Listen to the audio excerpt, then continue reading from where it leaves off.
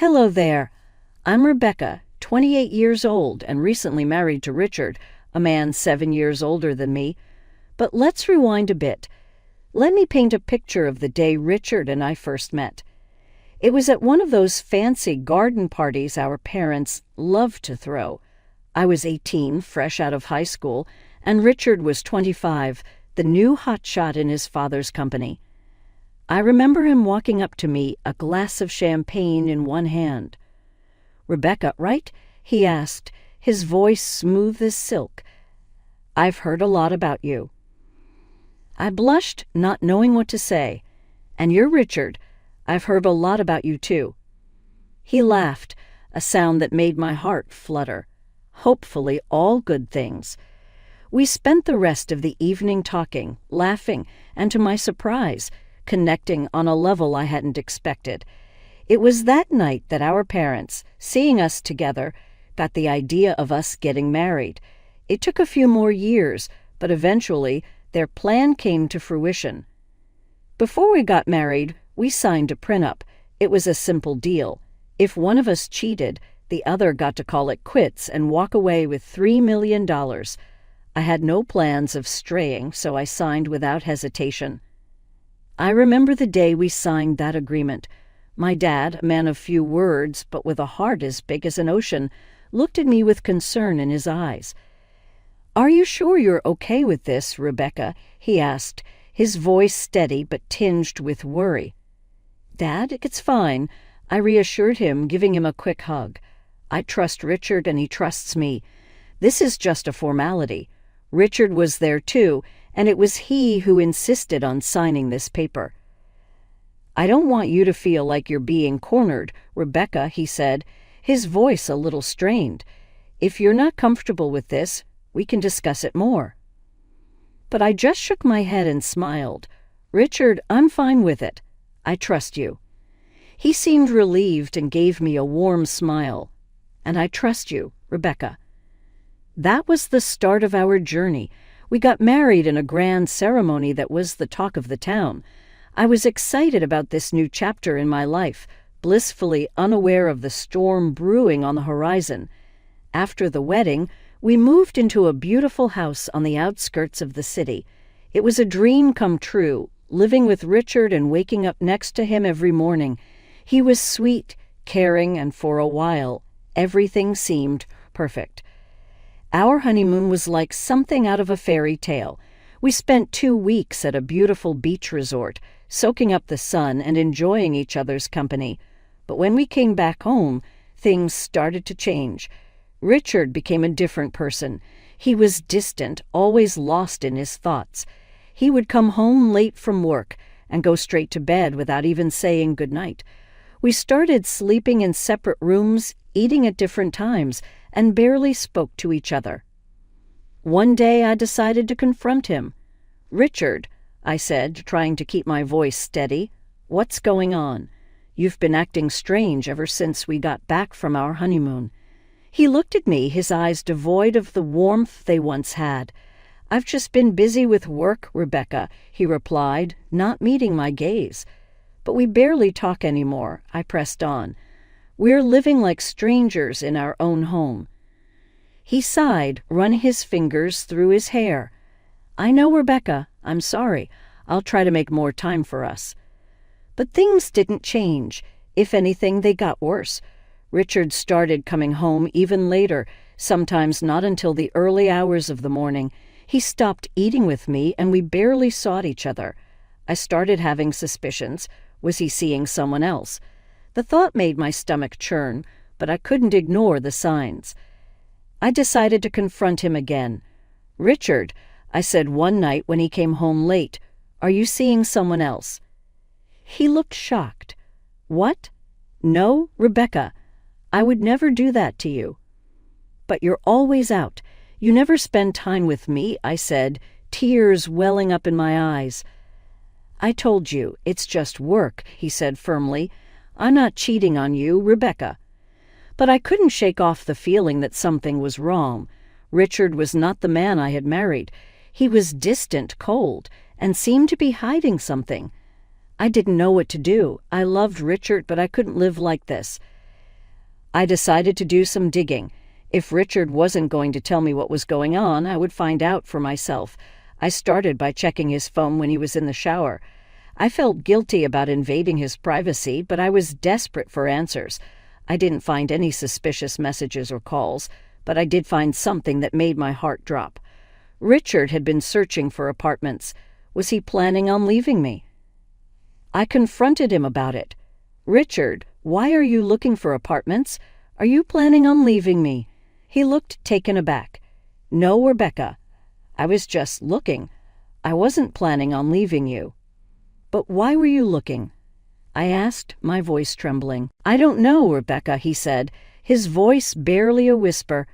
I need some space." One day I decided to talk to my mom about it.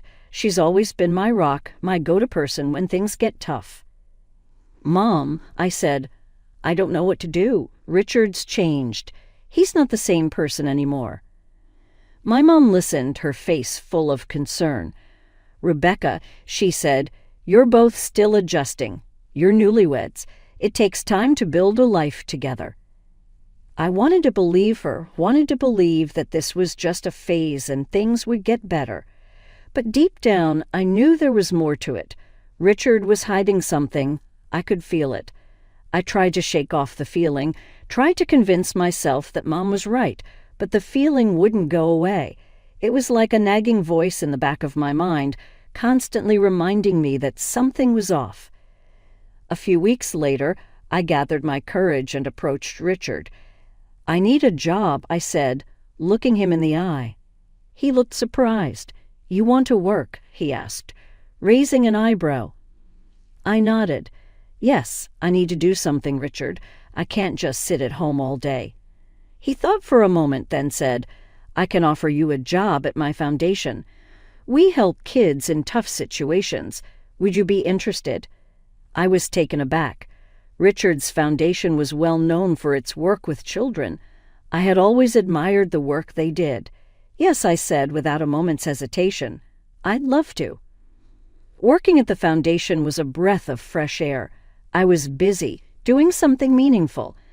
I met kids who were strong and resilient, kids who had seen more hardships than any child should. It was heartbreaking, but also inspiring. The job kept me busy and kept my mind off the problems at home. Richard and I had our issues, but at least during the day I had something else to focus on. The work was tough, emotionally draining, but it was worth it. I felt like I was making a difference, doing something important. For the first time in a long time, I felt happy. But even then, I couldn't shake off the feeling that something was off. Richard was acting strange and distant. I couldn't put my finger on it, but I knew something was wrong.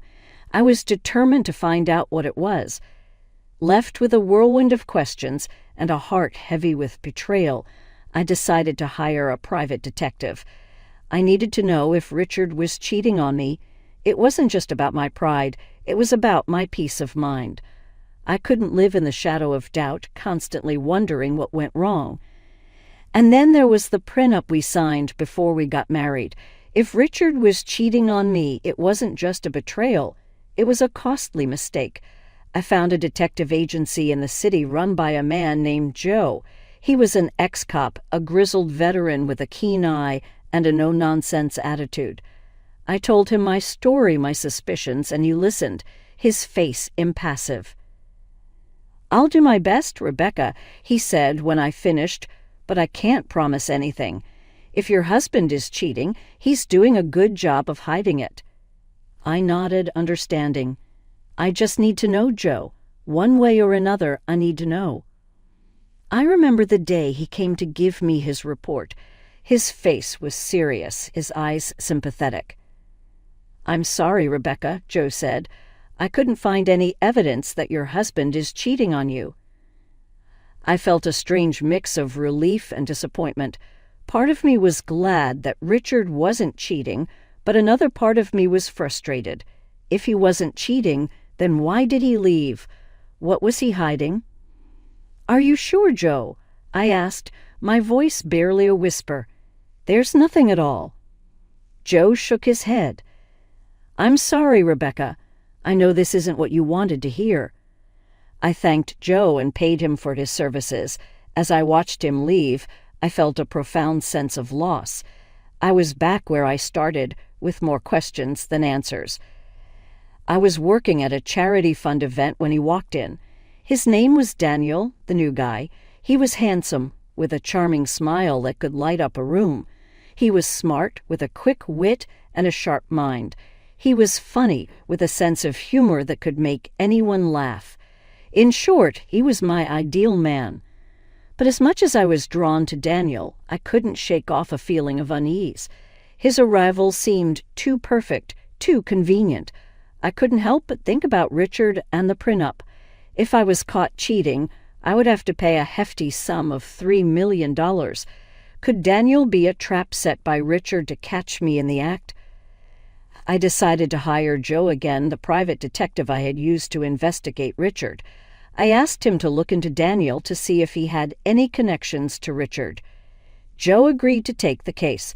He started investigating Daniel, digging into his past and his connections. He followed him, watched his movements, and monitored his interactions. He was as thorough as ever, leaving no stone unturned.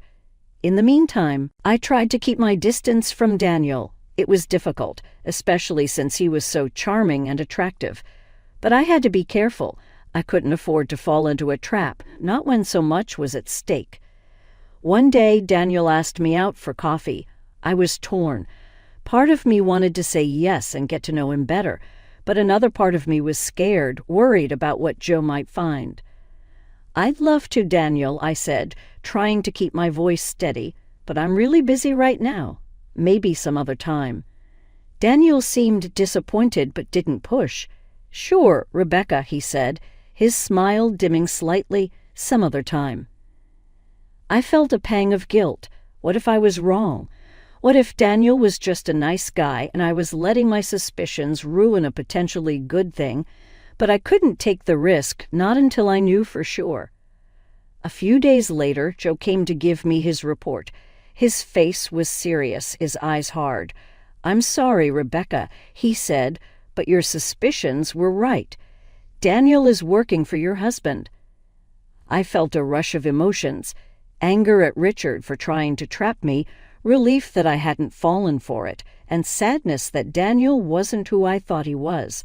But above all, I felt a sense of vindication. I wasn't crazy, my suspicions were valid.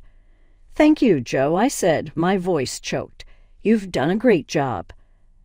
As I watched Joe leave, I felt a strange sense of closure.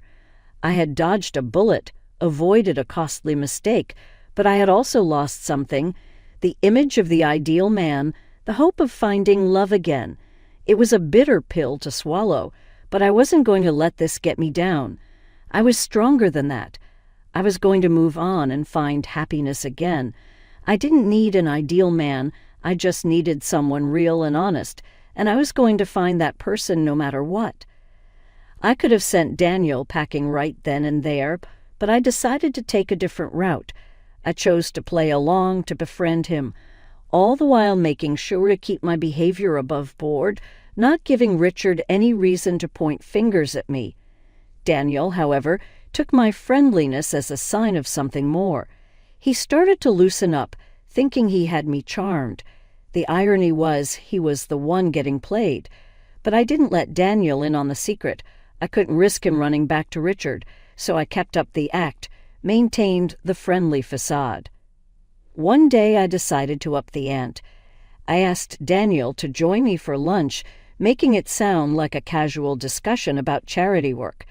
He agreed, a smug smile plastered on his face. He thought he was making progress. We found a quiet spot in the cafe. "So, Daniel," I began, "how are you finding the charity work?" He shrugged, a confident look in his eyes. "It's good. Different, but good." "And Richard?" I asked, trying to keep my voice steady. "What do you think of him?" Daniel looked surprised. "Richard? He's okay, I guess." "Why?" I shrugged, attempting to look casual. "Just curious. He's a bit of an enigma, isn't he?" Daniel laughed, clearly relieved. Yeah, he can be a hard one to read. We continued to chat about work and life. I made sure to keep my tone neutral, not giving him any reason to be suspicious. In the days that followed, I continued to play along, keeping up the friendly act and making sure never to cross the line. I was always on guard, always careful. It was a risky game, but one I was willing to play for now. One day, during one of our lunch meetings, Daniel looked at me with a serious expression. "You know, I've been thinking," he said. A chill ran down my spine. "About?" I raised an eyebrow. He shrugged, looking uncomfortable. "About us, about this thing we have." My heart skipped a beat. This was it, the moment I had been dreading. I forced a smile. "And what is it that we have, Daniel?" He looked at me, hope in his eyes. "I think we have something special." Guilt washed over me. Daniel was falling into my trap just as I had planned, but it didn't feel right. It didn't feel good. Still, I had to keep up the act, keep playing the game. I smiled at Daniel, a fake smile plastered on my face. "Yes, Daniel," I said, my voice barely a whisper. "We do have something special." Just like that, I had set the trap. The game was on, but at what cost? The Cold War at home with Richard was as icy as ever. We'd occasionally run into each other, exchange chilly greetings, and retreat to our separate corners. Most nights, he'd be at his apartment, claiming it was more convenient for his work commute. One Sunday afternoon, I dialed Daniel's number, lacing my voice with a warmth as fake as his documents, inviting him over to my place. He probably thought I was finally ready to give in to his advances. Poor guy, he couldn't have been more wrong. As Daniel stepped into my home, he was greeted not by a seductive housewife, but by my old classmate, now a stern-faced police officer. He'd agreed to help me out, and the surprise on Daniel's face was worth every bit of it. The officer checked Daniel's papers, and as expected, they were as fake as a $3 bill. Now it was time for my move. I offered Daniel a choice: stick with Richard and face the consequences of his fake documents, or switch sides and work for me. His eyes darted between me and the officer. After a moment of silence, he nodded. He agreed to my deal. Checkmate, Richard. With that, the real game began. I had Richard's pawn now playing for my side, but I knew this was just the beginning. Richard was a crafty man. He wouldn't go down without a fight. In the days that followed, I kept a close watch on Daniel. Despite his agreement, I knew I couldn't fully trust him. He was a wild card, a potential threat, but for the time being, he was useful. One day, I summoned Daniel to my office. "We need to talk," I said, my tone serious. He looked at me, a hint of unease in his eyes. "About what?" "About Richard," I replied. "I need to know everything, his plans, his strategies, everything." Daniel hesitated, then nodded. "Okay, I'll tell you everything I know." Just like that, I had my insider. My counterattack was ready, but this was just the beginning. The real battle was still ahead.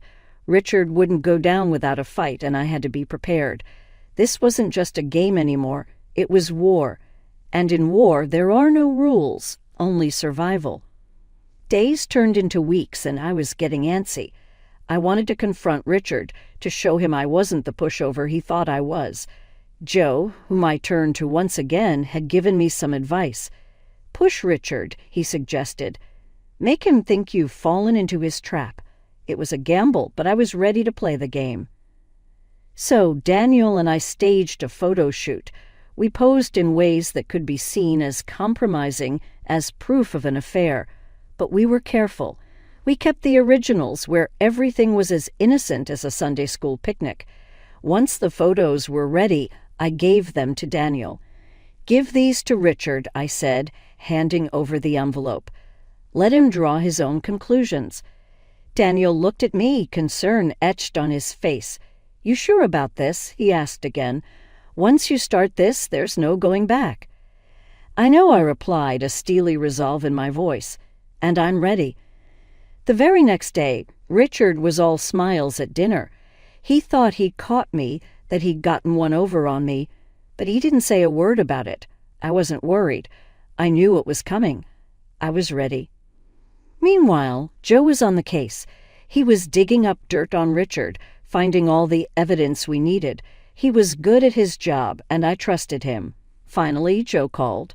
Richard had relaxed and let his guard down. "I've got him," Joe said, his voice rough with satisfaction. "I've got all the proof of Richard's cheating, photos, videos, the whole shebang." I felt a rush of excitement. "Good," I said, a smile spreading across my face. "Let's bring him down." But I didn't confront Richard, not yet. I wanted him to think he was winning. I wanted to see the look on his face when he realized he'd been played. So I waited. I played the part of the dutiful wife, waiting for Richard to make his move. I knew what was coming and I was ready. The clock was ticking toward the family dinner.